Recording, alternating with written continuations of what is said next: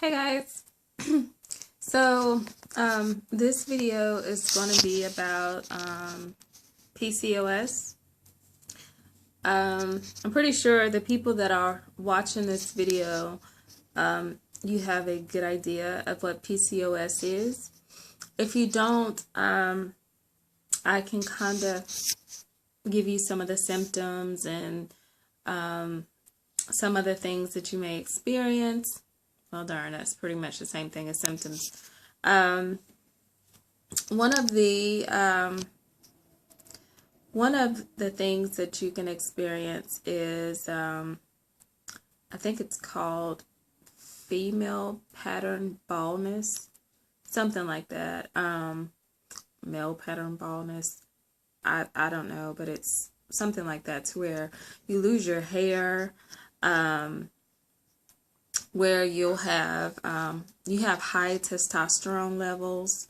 You are more than likely to feel to actually suffer from depression. What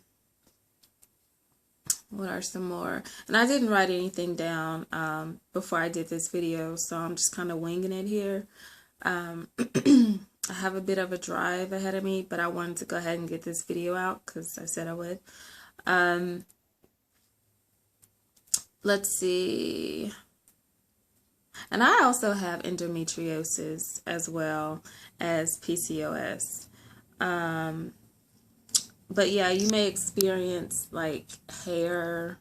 You might have hair growing on your face or on your chin. Now, I will be honest. I had like a piece of hair that would grow right here every single time, and it would, oh my god, it would get on my nerves so bad. And my husband would be like, honey, and he's the one that noticed it. I never noticed it before.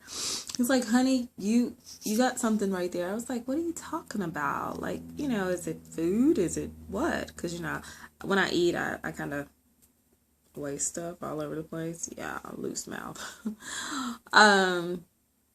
So yeah, that's when I first noticed that piece of hair growing right there. And that's like the only spot I ever get it, and then I just kind of pluck it out. But some people have more than others. Like, I've seen some people with it growing like on their face and all right here. It looks kind of like a beard. And I'll tell you, I know someone that shaves theirs. Don't do that. Like, seriously, don't do that. If you have that issue, then I highly recommend just getting like some of that facial nair. Because like when I used to have eyebrows, when I had more eyebrows, I used to, you know, put the nair like right here, and it would just take the hair off. So I think if you leave it on just a little bit longer, you know, you can just kind of get that hair off. And I would just use like some, like some shea butter or something like that to actually, you know, smooth your skin out and, you know, just kind of take care of that redness that may come from using there. Because I know I used to kind of get red up there, and yeah. What else? But I found out I had PCOS probably in 2008, maybe. I think it may have been roughly around 2008. No, it may have been a little bit before that, but my doctor never explained exactly what it meant. So I was kind of, sorry, I got a text message from my husband. So I lost my train of thought. Yeah, so I didn't understand. Like, she never elaborated on it at all. I didn't find out exactly what that meant until I was trying to have a baby. And this was 2011. my husband and I decided that, it was time to have a baby. So, I had started taking, I think at that time I was taking Femera. I was taking that and nothing was happening at all. So after, taking that, I ended up taking the Clomid. But what was happening is I don't have a period unless I take the Provera. So yeah, they told me either I would need to get on birth control pills or I would have to take Provera in order to get my period going. Another thing is I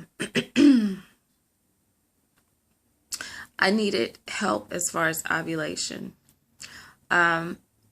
I did, when I first got pregnant, I had took Clomid, and I had actually went to see a specialist. And then prior to, let me just go back a little bit. Prior to that, years and years ago, I think I was like 20, I was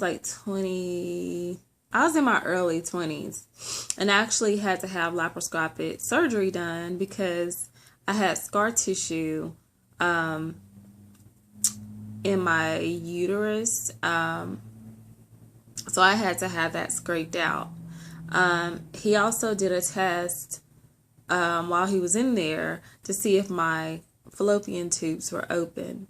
So I had that done in the early 2000s, and then I may have been like 21 or something like that when I had that done. And then now we can kind of jump forward. I had went to see a specialist, and we had did the Clomid, and I kept going back. I kept having to go back because my follicles weren't getting big enough. Like, they just weren't getting big enough at all. So I went back another time, and it was for another ultrasound, and they told me that my follicles were actually at like a 16 or 18, somewhere in between there. It was either 16 or it was 18. It was one of those. And so my doctor felt like I should go ahead and do the Ovidrel. What the Ovidrel is, it's a shot that you have to, put into your belly. It's like 2 inches away from your navel, and you just, shoot yourself with the needle there, and then after that, you have intercourse like later on that night, or and then you have intercourse the next day as well.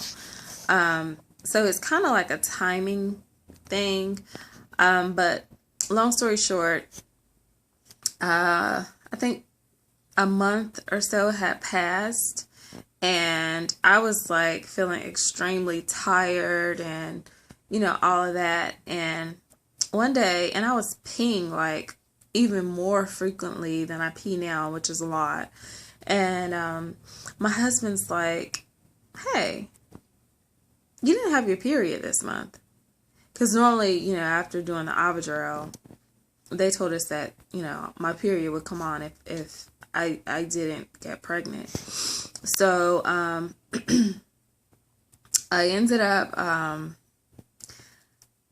taking a test, and the test came out positive. So I called to schedule an appointment, and it was with my gynecologist that originally told me that I had the PCOS but never elaborated on it. And that was probably like a 35-minute drive to get there, because I live here in Greensboro, North Carolina. So I ended up finding a doctor here, And it took, let's see, I had to wait 10 to 12 weeks before they would see me. So that's what I did. And when I went there, they just, confirmed it that I was pregnant and all of that stuff. And that was pretty much it. I'll tell you guys the story of what happened. Yeah, I'll do another video about that. I think I already stated that in a video prior to this one. But back to what happened today.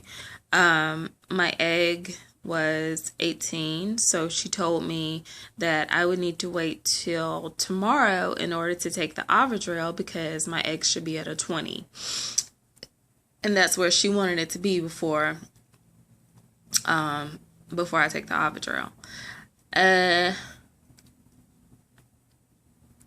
reminds me, I need to go get that today because I don't think they're open tomorrow. Ooh. So yeah, so I'll let you guys know what happened. What happens. Obviously it's gonna take another, I'll know by the 1st of next month if everything is good or whatever have you, because that'll be a complete 30 days from the first day my cycle started, which it started this month on the 1st. This month is March. So anyway, I'll definitely keep you guys informed with what's going on. Oh, and my doctor also offered me IUI. I think that's what she called it. And that's where I bring in the sample of my husband's semen, sperm. And she inserts it in me. And she said that would double the chance of me getting pregnant. My husband was like, no, I'm not going for that. He wants to have a natural pregnancy where we pretty much, do it ourselves. And he also said that he wanted to leave it in God's hands, which I totally understand that. So yeah, I guess I'll keep you guys informed. Thank you so much for watching, and stay tuned for more videos. All right. Thanks, guys.